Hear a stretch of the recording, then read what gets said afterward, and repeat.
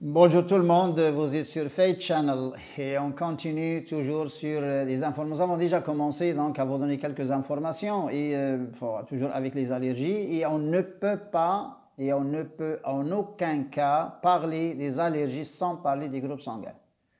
Et tous les médecins, tous les biologistes, tous les naturopathes, tous les pharmaciens, tous les gens qui ont étudié donc ces phénomènes de biologie, y compris donc les enseignants-chercheurs donc des facultés, ils connaissent bien donc que les allergies, c'est des choses qui concernent directement les antigènes. Et on ne peut pas ignorer ce phénomène scientifique très connu par tout le monde. Et quand on parle antigènes, on est directement avec les groupes sanguins. Et bien sûr, ces antigènes, ils réagissent différemment avec les lectines ou les agglutinines qui se trouvent dans les aliments.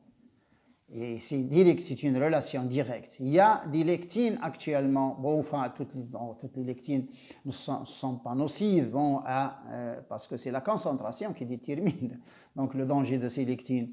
Mais les lectines sont des anticancers et les lectines, attention, sont des molécules utiles donc pour la vie. Mais lesquelles de ces lectines sont bonnes? On ne va pas comparer les lectines des grenades. Vous voyez les fruits donc la grenade, on ne peut pas donc comparer donc la lectine de la grenade et des olives et des dattes et des figues avec la lectine, les lectines du lait et les lectines donc des haricots.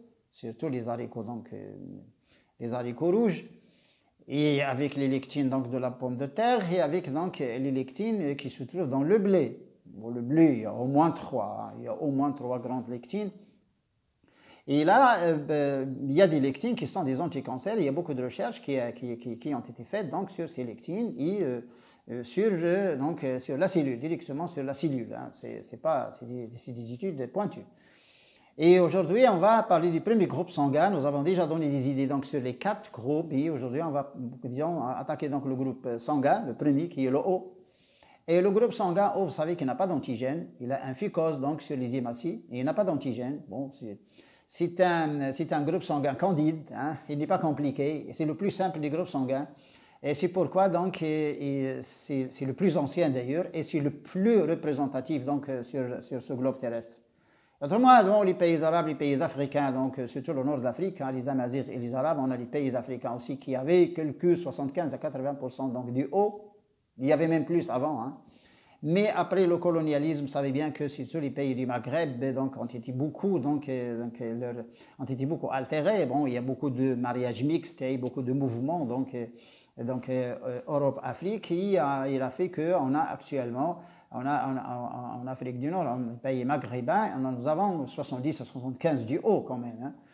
Et puis on a le A, très peu, mais le A c'est un groupe sanguin donc, des pays asiatiques, hein. C'est un groupe sanguin végétarien, hein. C'est les Chinois et c'est les Asiatiques.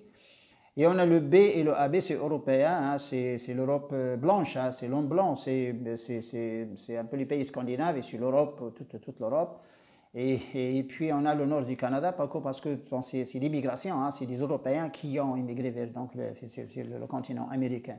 Donc on a le AB, il est dans les pays scandinaves et surtout donc les pays britanniques, le nord sont l'Islande, l'Irlande et tout ça, l'Angleterre. Ils ont un pourcentage pas mal donc, de AB. Le AB ne représente même pas 1%, 1,5% dans les pays donc, arabes. Et puis, on a ce B qui représente 5%, quelques 5 à 10, et puis le A, c'est le 10 à 15%. Le A, il peut aller jusqu'à 15%, mais dans les pays asiatiques, il est plus. Il peut aller même jusqu'à 25%, le groupe sanguin A. Ce groupe sanguin O, il est très simple, il n'est pas compliqué, il est décisif, il est fort. C'est l'homme de la nature, c'est l'homme qui aime l'espace, qui aime la forêt, qui aime les montagnes, qui aime... Donc les aventures, vous voyez, il aime grimper les arbres, il aime chasser, il aime grimper les montagnes, il aime nager, il aime donc se lancer dans les mers, etc. Donc il accepte le défi, hein. C'est le groupe sanguin du défi. Hein. Il supporte les grands travaux, il supporte donc même les travaux forcés, hein. C'est le groupe sanguin des travaux forcés. Et puis, il n'aime pas qu'on lui sert, il n'aime pas qu'on lui donne quelque chose ou qu'on l'aide. Hein. Il aime faire ces choses lui-même. Hein. C'est lui-même qui sert lui-même. Donc, il n'aime pas quelqu'un qui lui sert ou qui lui sert.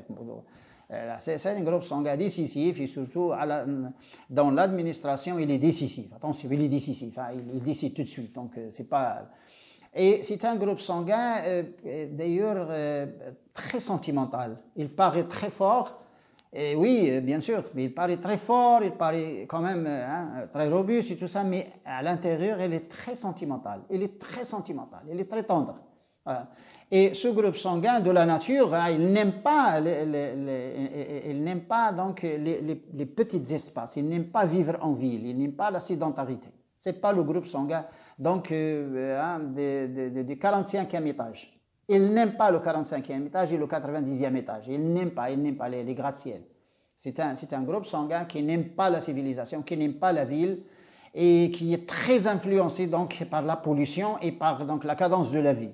Parce que pour lui, hein, c'est l'élan, hein, il faut qu'il travaille dans un grand espace, hein, c'est l'agriculteur, c'est le chasseur, c'est l'homme qui aime, disons, la nature, les animaux, qui aime quand même faire beaucoup de mouvements. Il aime beaucoup le mouvement. Et ce groupe sanguin, il a été créé comme ça. Hein. C'est notre Dieu qui a créé donc ce groupe sanguin et c'est sa création. Il ne peut pas la changer. Hein. Ce n'est pas lui qui a créé lui-même, donc il ne peut pas la changer. Il est comme ça. Il faut qu'il connaisse un peu sa nature et c'est bon pour lui de connaître sa nature. Et c'est un groupe sanguin qui boit de l'eau et qui boit beaucoup d'eau. Attention, il faut qu'il boive beaucoup d'eau. Hein. Ça, c'est le premier élément fort pour le groupe sanguin O. C'est un groupe sanguin qui boit beaucoup d'eau et qui a besoin de beaucoup d'eau. Pourquoi? Parce qu'il a un sang léger. Il a un sang léger. Il n'a pas un sang visqueux. On va regarder que le B et le AB ont un sang visqueux.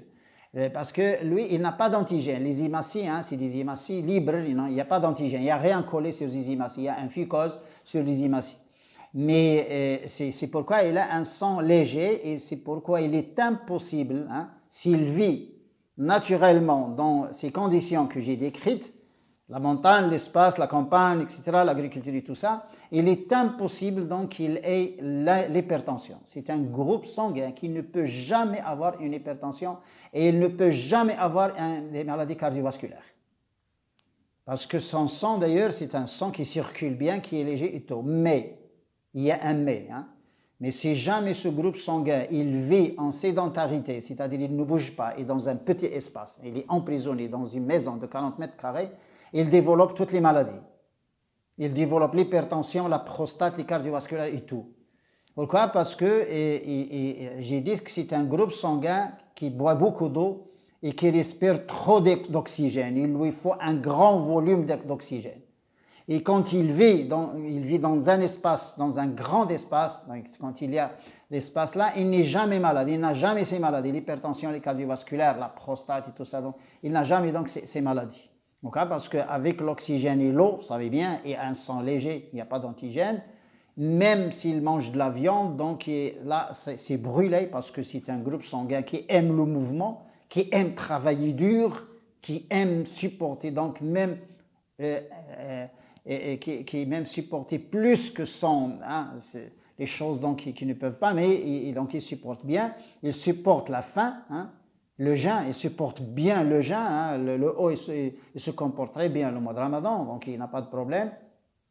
Et c'est un groupe sanguin que j'ai dit, attention, si jamais ce groupe sanguin il change, hein, ses conditions, là il tombe malade. Il y a des gens qui vont dire que moi j'ai haut et j'ai l'hypertension. Oui, vous avez l'hypertension, oui, parce que vous ne bougez pas, parce que vous ne respirez pas bien l'oxygène, parce que vous ne buvez pas trop d'eau et parce que votre alimentation, on verra bien, hein, que l'alimentation du haut, c'est les viandes et les fruits. Et c'est bizarre comme régime. C'est bizarre, pourquoi? Parce que c'était l'homme chasseur, l'homme qui vivait dans la nature. Et qu'est-ce qu'il y avait dans la nature? Il y avait le gibier, hein, il y avait la chasse et les fruits. Pourquoi? Parce que c'est un groupe sanguin qui ne faisait pas la cuisine. Hein. Il faisait griller sa viande et puis hein, il montait les arbres pour manger les fruits directement. Ce n'est pas des légumes, hein, c'est des fruits qui se mangent directement. Donc c'est une vie facile pour lui.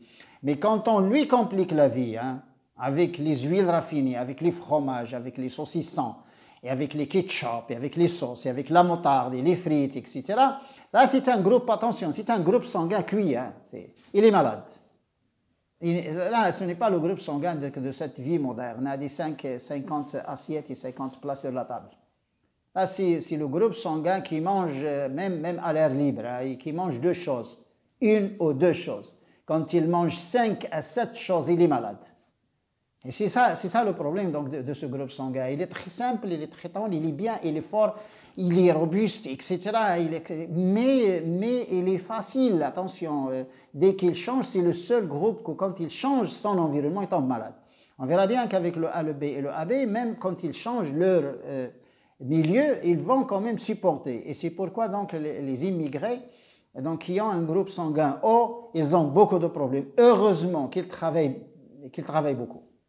Heureusement, hein, les Maghrébins qui ont traversé donc la mer, hein, qui en Italie, en Espagne, en France et tout ça, hein, heureusement, ils travaillent beaucoup. Mais si jamais, attention, ils seront malades. Parce qu'ils ont changé le milieu, ils ne peuvent pas vivre dans un F1 ou F2, dans un appartement de 30 mètres carrés, puis ne pas bouger, et puis là, heureusement qu'ils travaillent, hein, parce que c'est des travaux musculaires, hein, souvent c'est des ouvriers et tout ça.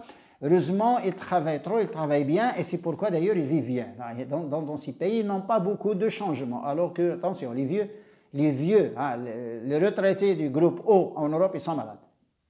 Je le redis, hein, les retraités maghrébins du groupe sanguin O en Europe, ils sont malades.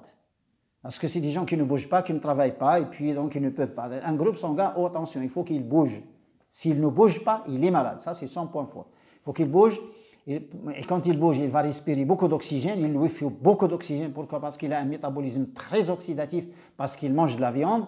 Et puis, il faut qu'il boive beaucoup d'eau. Avec le mouvement, l'eau et l'oxygène, là, c'est un groupe sanguin qui se porte bien. Et se repose d'ailleurs bien.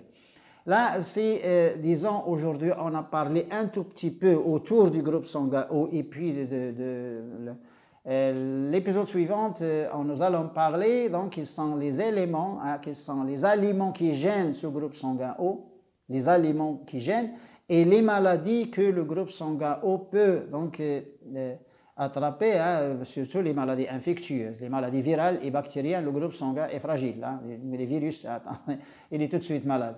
Et c'est un groupe sanguin qui n'aime pas beaucoup de questions. Il n'aime pas du tout les questions. Quand vous lui posez donc 2, 3, 4 questions, là, il s'énerve. Et c'est un groupe sanguin qui n'aime pas attendre. Si jamais il entre dans un bureau pour un papier, il faut lui signer son papier, il faut lui donner tout ce qu'il veut tout de suite. Sinon, il se révolte. Donc, il n'aime pas les choses anormales. Il ne les aime pas comme ça, par nature. Et même à la maison, attention, même à la maison, si quelqu'un donc lui pose beaucoup de questions ou lui, il va le gêner, donc il peut quitter la maison. Hein.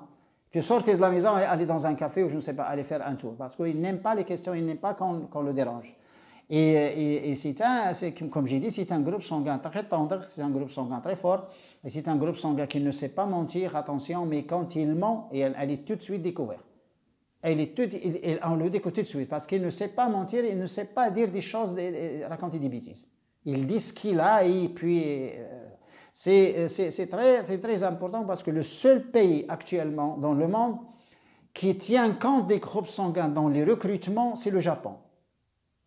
Le Japon, il tient compte, attention, vous devez signaler votre groupe sanguin, parce que là, disons, la nature du travail, il y a des travaux qui sont d'ailleurs, des travaux qui sont faits pour le O, il y a d'autres qui sont faits pour le A. Disons pas fait, mais le A sait faire des choses que le O ne sait pas faire, et le O sait faire les choses que le A ne sait pas faire. Et vous voyez, là, quand on tient compte de ces conditions, attention, la société peut marcher bien. Il y a beaucoup de choses qui peuvent bien marcher donc, dans cette société. Et là, ça aide beaucoup même les administrateurs. Ça les aide beaucoup d'ailleurs à comprendre le comportement donc, des employés, des ouvriers, ou je ne sais pas, bon, c'est très important. Bon, on va continuer donc à raconter beaucoup de choses sur ces groupes sanguins. De toute façon, ça va prendre beaucoup de temps parce que nous avons déjà dit que cette chaîne, chaîne du docteur Mohamed Faïd, hein, c'est une vraie chaîne, parce qu'il y a des gens qui ont commencé à dire que ce n'est pas non, c'est une vraie, parce que je suis docteur Mohamed Faïd qui vous parle. Donc, c'est une chaîne que nous avons créée pour apprendre aux gens et nous allons prendre notre temps. On va prendre beaucoup de temps, pourquoi pas, hein? Mais on va apprendre aux gens toutes les précisions et toutes les choses, et comme ça, on finit avec beaucoup des médias mensonges, hein, je le dis 2 fois, les médias mensonges. Il y a beaucoup de médias mensonges dans notre époque, bien sûr, avec les smartphones, avec les médias avec la connexion avec l'Internet et tout ça. Donc, on a beaucoup de médias mensonges. Et il ne faut pas qu'on induit les gens en erreur. On va vous montrer un peu les choses d'une manière académique et scientifique, hein, pour que vous ne puissiez pas tomber, disons, dans ces choses, dans ces erreurs. Hein. Il faut pour les éviter et tout ça. Il ne faut pas que vous soyez victime, hein, victime de ces faux conseils qu'on donne aux gens actuellement partout. Et on a beaucoup d'ailleurs. Donc, et il y a des gens qui en ont marre. De toute façon, à un autre épisode, Inch'Allah. Salam alaikum, à une autre fois. Au revoir tout le monde.